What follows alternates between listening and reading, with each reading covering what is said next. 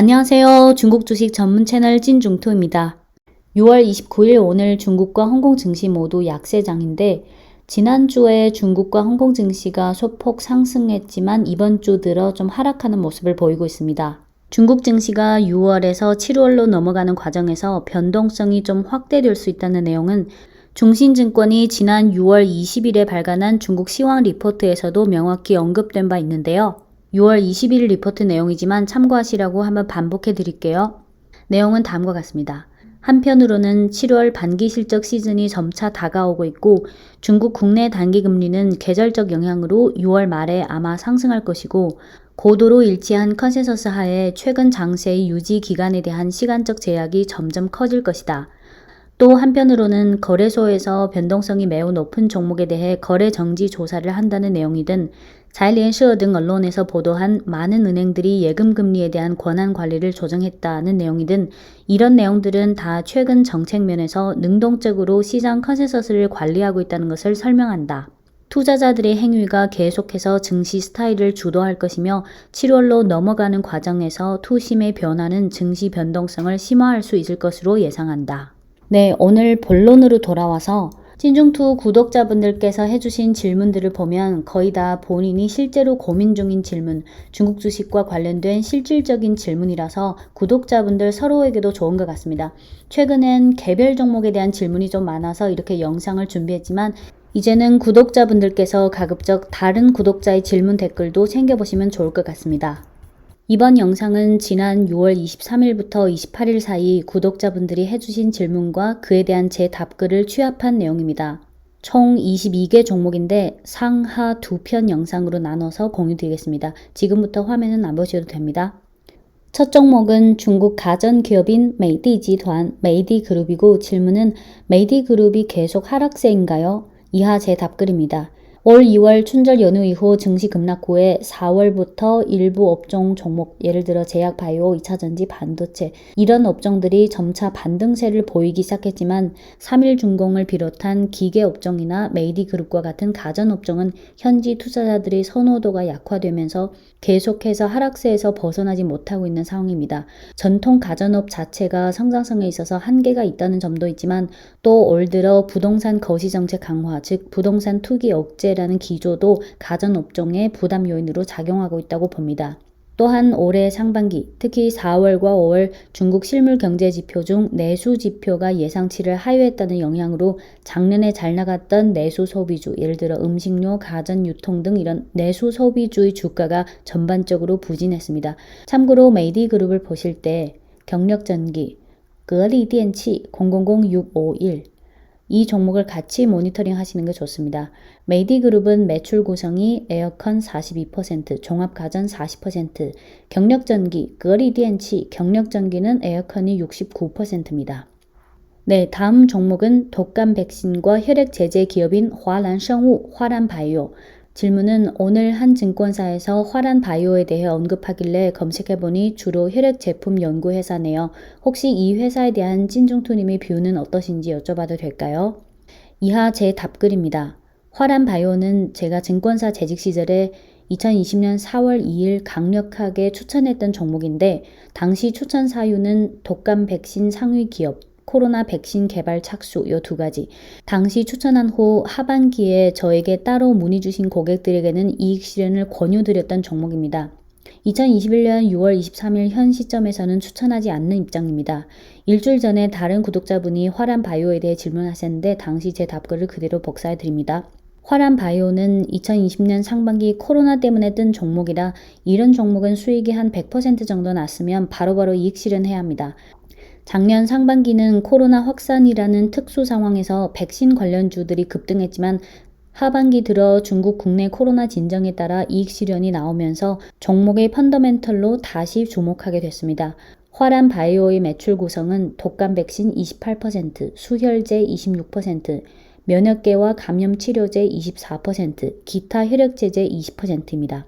즉 결국 다시 기본으로, 다시 펀더멘털로 돌아오면 실적에 가장 큰 영향을 미치는 제품이 혈액 쪽인데 작년 하반기 중국 국내 코로나가 진정됐지만 화람 바이오의 수혈제에 사용되는 원료인 혈장은 60%를 수입에 의존합니다. 주로 미국에서 수입해요.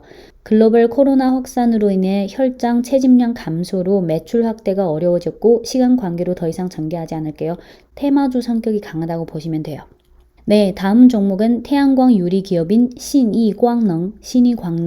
질문은 신이광능의 장기적인 관점은 어떻게 보시는지요? 이하 제 답글입니다.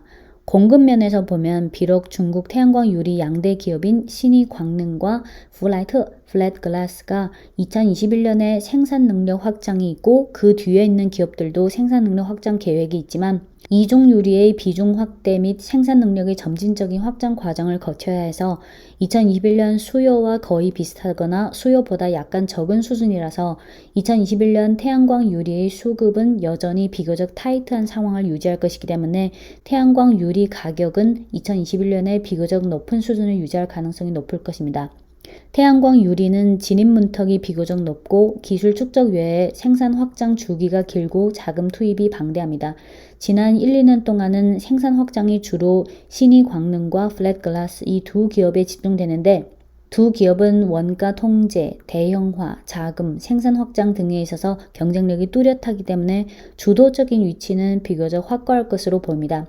하지만 단 한 가지 2020년 하반기는 세부 분야에 크게 상관없이 신에너지 관련 상위 종목들이 거의 다 동반 급등했지만 작년에 그 뜨거운 급등 장세를 겪은 후 2021년에 들어서서 투자자들이 신에너지라는 큰 범위 그리고 태양광 각 밸류체인이라는 그 범위에서 투자 대상을 선택할 때 신이광능은 선호도나 우선순위 면에서 아무래도 좀 밀릴 것 같습니다.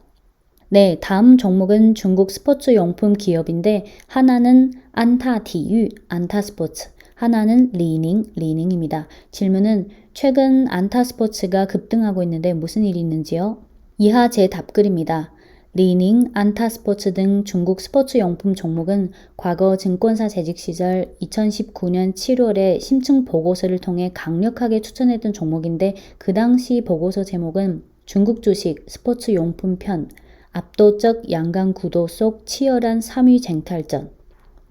우선 산업 분위기를 살펴보면 과거에 다른 구독자분도 비슷한 질문을 주셨는데 리닝, 안타스포츠 등이 계속 급등 중인데 주로 중국인들의 국산 브랜드에 대한 선호도가 전반적으로 향상되는 분위기 속에서 특히 올 4월에는 미국발 신장산 면화 수입 금지 사건 발생 이후에 국산 브랜드에 대한 선호도가 한층 더 향상됐습니다. 당시 그 스웨덴 브랜드인 H&M도 미국 쪽에 합류해서 중국인들의 그 불매 운동이 확산됐어요. 또 과거에 비해 중국의 전 국민적인 스포츠 라이프 스타일 강화라는 트렌드 속에서 스포츠 용품에 대한 수요도 덩달아 늘어나고 있는 추세입니다. 최근에는 안타스포츠와 리닝의 개별 호재도 있었는데 안타스포츠는 지난 6월 17일 2021년 상반기 실적 잠정치 공시가 나왔는데 매출액은 전년 동기 대비 50% 이상 증가, 순이익은 합작사 비포함 기준으로 전년 동기 대비 65% 이상 증가, 그리고 합작사 포함 순이익 기준으로 전년 동기 대비 110% 이상 증가할 것으로 공시가 나왔습니다. 리닝은 지난 6월 25일 2021년 상반기 실적 잠정치 공시를 냈는데 순이익은 18억 yuan 이상으로 예상한다. 이는 주로 매출액이 전년 동기 대비 60% 이상 증가했고 이익률이 계속해서 개선되고 있기 때문이라고 써 있습니다. 네, 다음 종목은 이산화 타이타늄, TiO2, 이산화 타이타늄이라는 화학 원료를 생산하는 기업인 백이연화학. 한국증권사 HTS에 아직 변경 전 사명인 백이연화학으로 나왔지만 이미 롱망바이리로 사명이 변경됐어요. 질문은 작년에 투자해 수익을 좀 본 종목인데 춘절 이후 하락하고 최근 좀 꿈틀하는 듯해서 다시 매수했는데 작년과 다르게 움직임이 둔하네요. 이하 제 답글입니다. 올해 주가를 보면 연초부터 2월 춘절 연휴 전까지 급등한 후 3월까지 급락한 것은 중국 증시의 전반적인 흐름과 일치했습니다. 4월 이후 조금만 상승하면서 계속 박스권에 있는데 1분기 실적도 좋고 개별학제도 딱히 없었지만 4월부터 중국 현지 증시 자금 중 상당 부분이 반도체, 전기차, 2차전지, 제약, 바이오 쪽으로 유입됐고 상해랑 심천 증시 중 기존 메인보드 외에 상해 과창판과 심천 창호판 쪽으로 집중적으로 유입되다 보니까 백이연 화학과 같은 종목들이 상대적으로 소외된 상황입니다. 또한 현지 분위기상 올 연초부터 춘절 전후까지 이산화 타이타늄이라는 토픽이 현지 언론이나 업계에서 자주 언급되면서 관심도가 높았지만 최근 들어 별로 언급되고 있지 않더라고요. 이런 종목은 중장기보다는 대체로 좀 테마주로 취급해서 수익이 확실히 날 경우 적당한 시기에 이익 실현하는 게 맞다고 봅니다.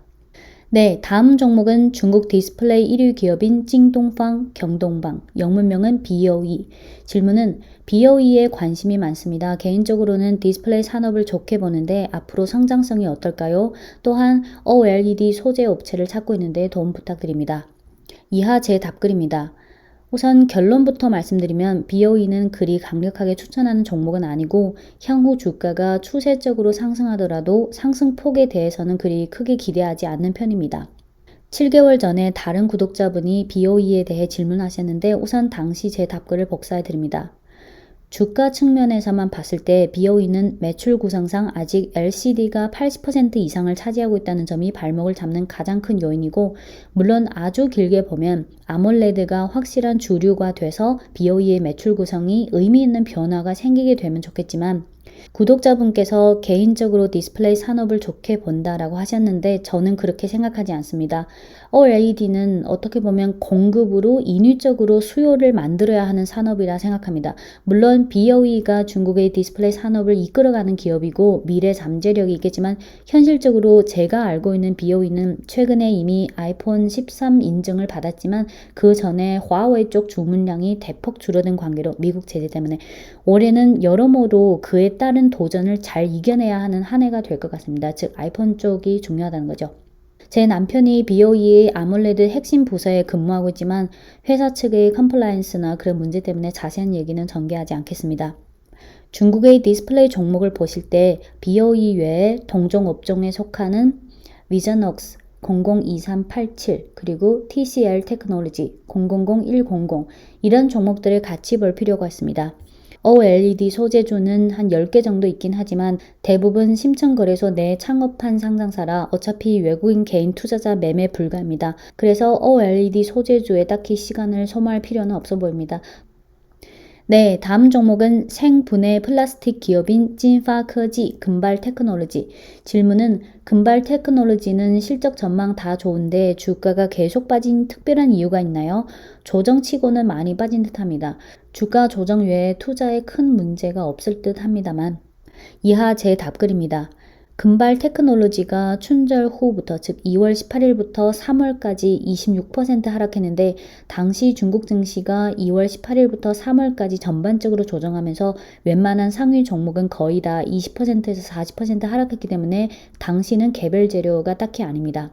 4월부터 중국 증시가 조금씩 안정세를 취하면서 일부 업종 종목들이 반등하기 시작했는데 현지 증시 자금 중 상당 부분이 반도체, 전기차, 2차전지, 제약, 바이오 쪽 그리고 원자재 쪽으로 유입됐고 상해랑 심천 증시 중 기존 메인보드 외에 상해 과창판과 심천 창호판 쪽으로 집중적으로 유입되다 보니까 그 과정에서 소외되는 종목들이 많이 생길 수밖에 없는 상황입니다. 금발 테크놀로지가 4월부터 지금까지 계속 박스권에서 왔다 갔다 하는 걸 보면 대체로 그런 상황을 말해주고 있는 것 같습니다. 생분해 플라스틱 산업은 성장성이 있고 금발 테크놀로지 실적도 괜찮고 개별학제도 딱히 없지만 업종 간의 상대적 투자 매력도 즉 현지 투자자들의 그 선호도나 자금 흐름이 중요하죠.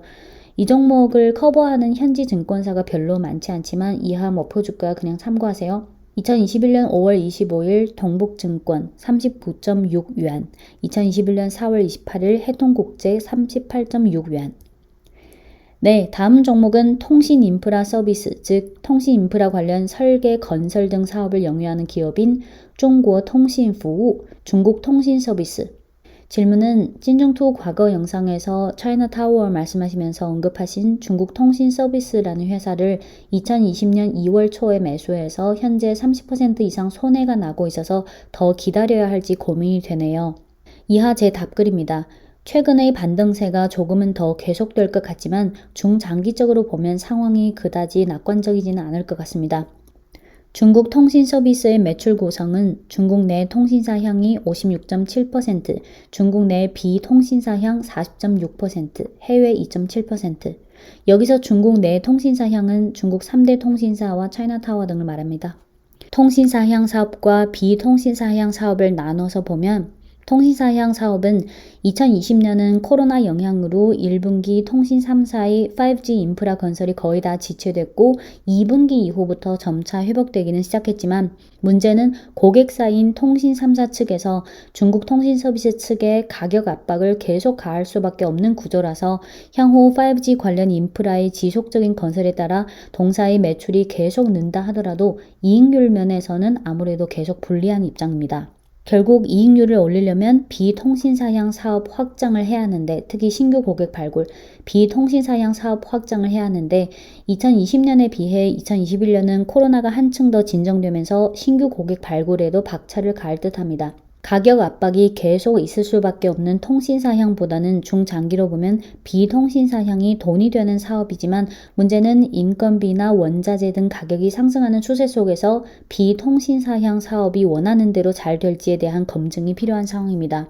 주가를 보면 2021년 5월 말 이후 특히 6월 18일 이후 좀 반등세를 보이고 있는데 하나는 2분기 실적 개선 기대감이고 또 하나는 6월 18일 공시에 의하면 동사의 자회사가 4개 기업으로부터 9억 위안의 전략적 투자를 받았다고 합니다. 전략적 투자자 영입은 주로 밸류체인 강화 차원이라고 합니다. 만약 이제 2분기 실적이 좀 괜찮게 나온다면 주가가 좀 더 반등할 수 있겠지만 구독자분의 매수 시점인 2020년 2월 당시 고점까지 회복하기에는 너무 오래 걸릴 것 같아서 좀 더 반등하는 걸 확인해 가면서 적당한 타이밍에 그냥 매도해버릴 필요가 있을 수 있습니다. 업종이랑 주요 사업 성격상 다른 잘 나가는 업종 예를 들어 제약, 바이오, 2차전지, 반도체 이런 다른 잘 나가는 업종과 비교했을 때 아무래도 상대적 선호도 면에서 약합니다. 네, 다음 종목은 실리콘 인곡과 태양광 전용 장비 등을 영유하는 기업인 상지수콩, 상하이 오토메이션. 질문은 최근 계속 오르는 이유가 궁금합니다. 중국 정책과 관련이 있나요? 주가가 춘절 전의 고점에서 춘절 후 중국 증시 조정과 함께 동반 하락했다가 4월 이후부터 반등세를 보인 거라서 그렇게까지 최근 계속 오른다 정도는 아닌 것 같습니다. 4월 이후 공시 중 시장에서 대체로 긍정적인 재료로 받아들이고 있는 부분은 2021년 5월 19일 공시에 따르면 원재료를 확보하기 위해 신장 협품과 다결정 실리콘 3.1만 톤 구매 계약을 체결했다고 합니다. 공급 기간은 2021년 6월 1일부터 2023년 12월 31일까지.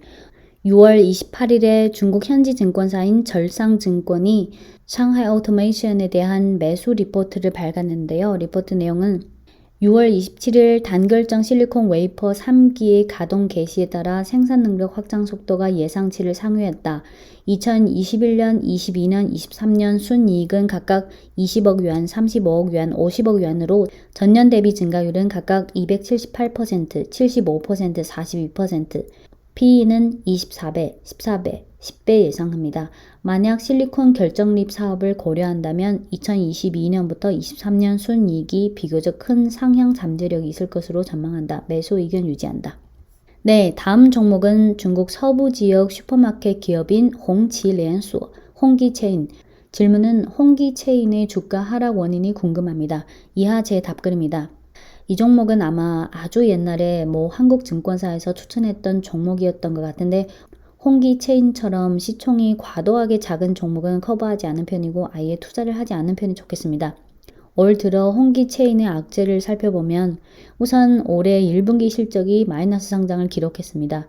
그리고 올해 상반기 특히 4월과 5월 중국 실물 경제 지표 중 내수 지표 예상치 하회의 영향으로 작년에 잘 나갔던 음식료, 유통, 가전, 전자상거래 이런 내수 소비주들이 전반적으로 부진한 상황입니다. 그리고 지난 6월 15일 뉴스에 의하면 홍기체인의 해남도 현지 사업 진도가 지연됐다고 합니다. 다음 종목은 면세점 기업인 중국 중면, 구 중국 국제여행. 질문은 단기적으로는 어떨지 몰라도 중장기적으로 좋은 아이템이 아닐까 하는 생각입니다. 계속 주시해 볼게요. 이하 제 답글입니다.